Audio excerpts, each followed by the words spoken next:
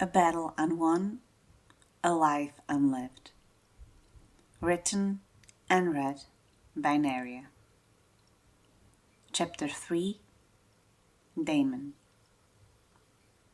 Staring out of the window, a slight breeze caressed Daemon's face while Laena's maids helped her with her morning ablutions. A sweet fragrance of trees blooming in the spacious garden of the Magister's manse was carried on it along with bird song, strengthening the sense of peace that had settled over Daemon like a warm blanket ever since his death. He stole a glance at his wife again, letting his gaze linger on her naked form, and then turned his eyes back outside rather than chance being caught staring.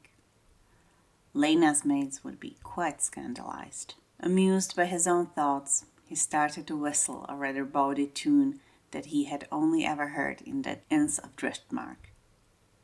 "Daemon, stop it!" His wife clearly did not have much appreciation for his whistling. "Would you prefer me singing?" "Daemon!" He let out an affected, put-upon sigh and threw a wounded look in Laena's direction. Everyone's a critic. Suddenly, a horrible thought occurred to him, and Daemon could no longer remain still. He pushed away from the sill, already moving through the room, gathering his belt and fastening it when he began speaking. "Dress comfortably. It seems a perfect day to spend in the garden with the children. I shall inform the Magister that we shall not be at home for visitors today." "You shall inform him?" Daemon's determined steps faltered at the question. That was rather uncommon of him, was it not? He shook his head to get rid of the useless thought and strode over to Laena instead with a smile. "Indeed, I shall take a leave of my busy schedule and do so myself," and he leaned over to press a kiss on her forehead before taking his leave. "I will also bring the girls back here. You just wait for us." Out of the rooms, Daemon could breathe freely again. He maintained a brisk pace until he could duck into a rarely used hallway. There, he blindly grasped the wall for support as he finally let the thoughts percolate. Did she know? Did she remember? Did she blame him as he did himself? He sank down to sit on the ground and let his head fall back against the stone. They were both dead.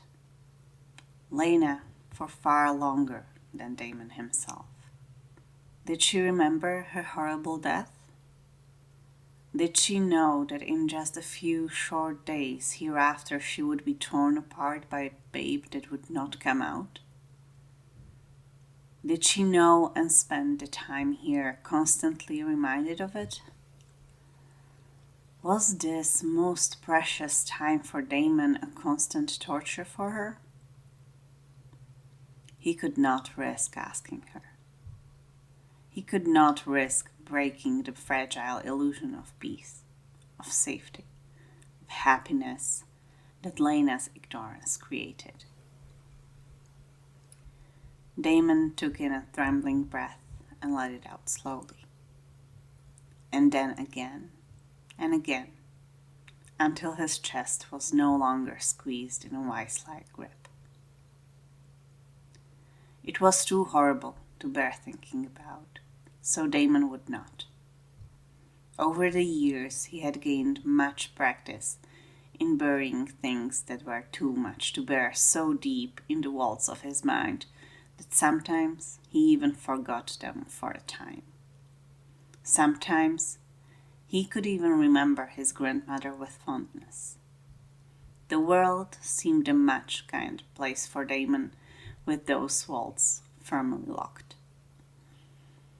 Mind made up and calm again, Daemon rose, straightened his clothes, and went in search of the Magister. He needed to address the matter of excusing them from their host's presence for an entire day swiftly, but as politely as possible.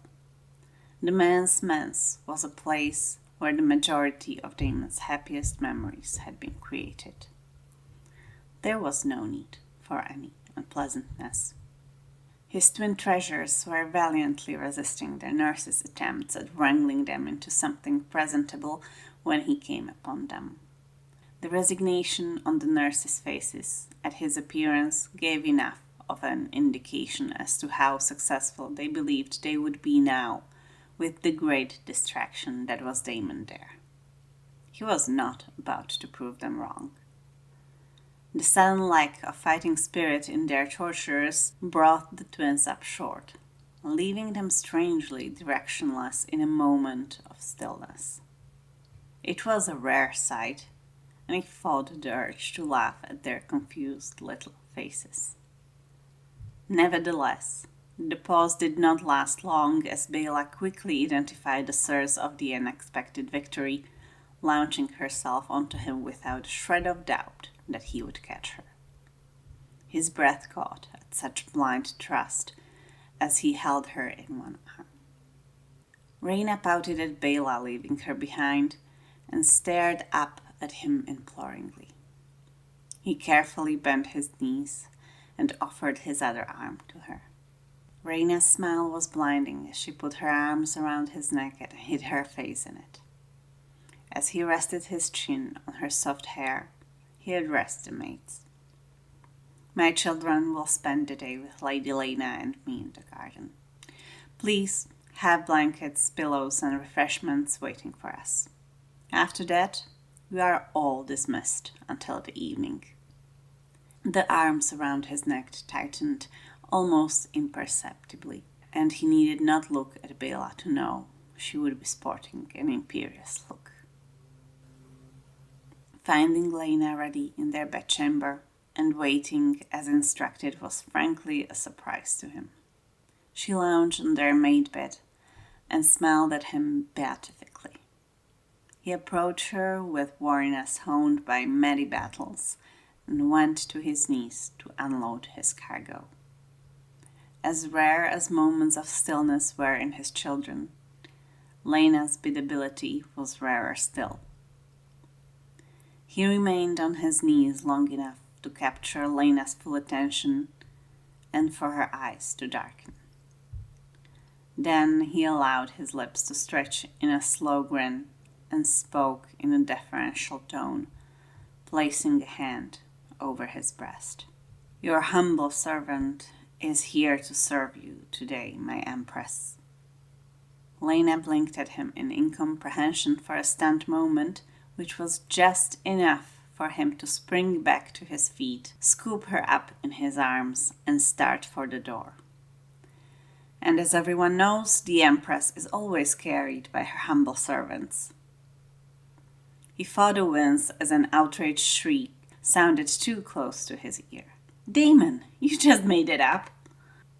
"Oh, did I, my Empress? You must forgive your humble servant." There were giggles following closely behind them, and Laena gave up her futile struggle to address them instead. Her voice carried a weight of ancient wisdom as she spoke over his shoulder. "Your poor father is insane. It is all the flying. All good sense was swept away. Do not listen to her. If it was all the flying, she would be the airhead between the two of us." He cursed himself upon speaking, realizing too late that he objected to the wrong part of her statement, as was immediately obvious by the shaking fit his response provoked in her. He wisely kept his mouth shut for the remainder of the trip. Items he ordered were already arranged in the shade of one of the larger trees, several servants waiting close by. He gave them an appreciative smile and thanked them for their efforts, dismissing them firmly. He had little desire for any outsiders to intrude on a perfect day with his family. And it would be perfect. They would break their fast on the many various fruits, juices running down their fingers. They would lunch on plates of cheeses, cold cuts, and bread. And they would sup on whatever was left over. They would chase each other through the shrubbery as Laena looked on with a content smile. They would speak stories of old Valyria in their own childhoods as the twins listened in rapt attention. They would softly sing old Valyrian lullabies at nap time as the children lay tired out across their laps. As the sun slowly sank on the horizon and Daemon rose to take his sleepy daughters to their beds, he pinned his wife in place with a stern glare. The Empress is not to move before her humble servant returns for her. She rolled her eyes at him and snorted. The Empress shall await her most imperious servant. He grinned at her over the twins' heads and dashed away. There was not even a peep of protest out of them as he laid them down in their beds and tucked them in. He stood over them, heartful, for a long moment before returning to their waiting mother. The end of chapter 3. Thank you for listening. Don't forget to like and subscribe, and see you in the next one. Bye!